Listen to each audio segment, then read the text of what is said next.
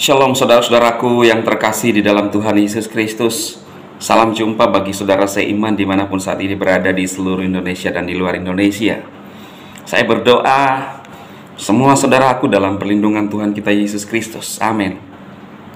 Nah saudara, viral lagi ya, dimana anak-anak Tuhan yang beribadah diganggu sekelompok orang, saudara. Saya melihat videonya, kemudian terjadi argumen di sana, ya, yaitu di GKPS Purwakarta. Ya, ada beberapa orang yang datang mencoba untuk menghalangi orang untuk beribadah, lalu membawa-bawa SKB 2 Menteri, saudaraku. Ya. Orang-orang seperti ini adalah orang-orang yang menurut saya tidak ada kasih dalam hatinya, tidak ada kepedulian, lebih-lebih tidak mengerti toleransi, bahkan Bhinneka Tunggal Ika. Ya, apa yang sudah disampaikan oleh Bapak Jokowi tentang konstitusi kita harus lebih tinggi daripada kesepakatan.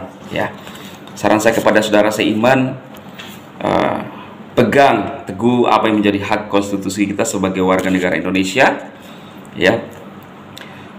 Tapi apa yang harus kita lakukan kepada orang-orang seperti ini, saudara?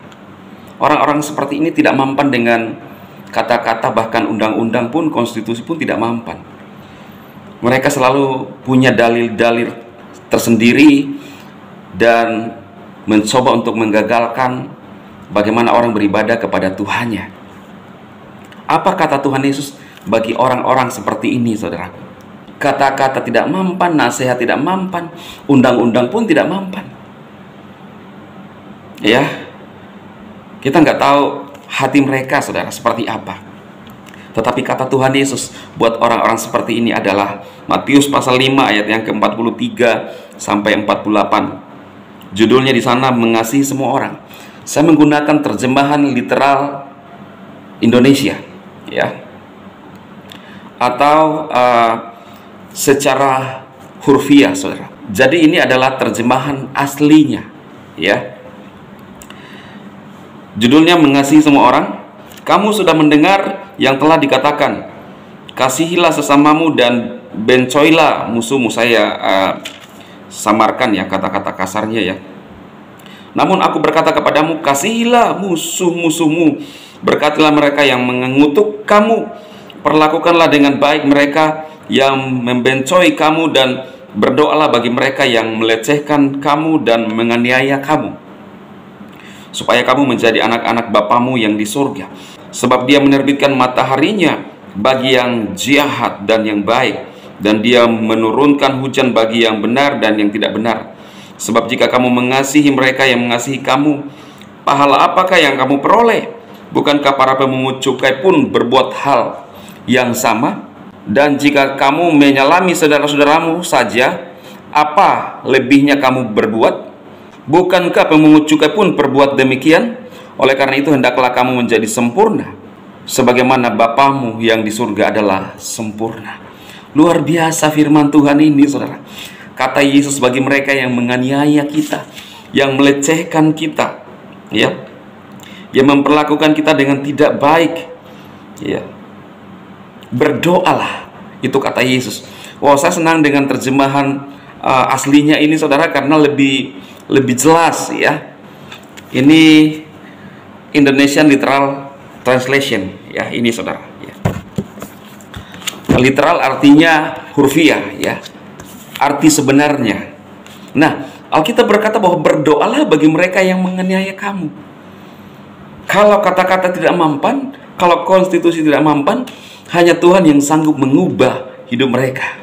Alkitab berkata, kamu harus menunjukkan perilakumu sebagai anak-anak Bapamu yang di surga. Kita tahu bahwa melarang-larang orang beribadah itu adalah hal yang tidak baik. Tetapi orang tidak bisa membedakan ini baik, ini tidak baik. Tetap dilakukan, saudara. Tidak mampu untuk melakukan kebaikan. Karena itu, saya rindu berdoa. Saya mengajak saudara seiman untuk berdoa bagi mereka yang telah melecehkan kita, yang menganiaya kita, yang membencoi kita, Mari kita berdoa sebagaimana kata Tuhan Yesus, saudara. Kita berdoa. Bapa, di dalam nama Tuhan Yesus, bersama umat-Mu, pada saat ini kami berdoa untuk mereka yang telah menganiaya, yang melecehkan, yang membencoi kami, yang tidak senang dengan hidup kekristenan, bahkan umat-umat-Mu di bangsa ini. Pada saat ini kami datang kepada Tuhan Yesus. Kami berdoa biarlah Tuhan menolong dan memberkati mereka, sebagaimana Engkau membuat matahari bagi orang yang benar dan orang yang tidak benar. Engkau menurunkan hujan bagi orang yang benar dan tidak benar.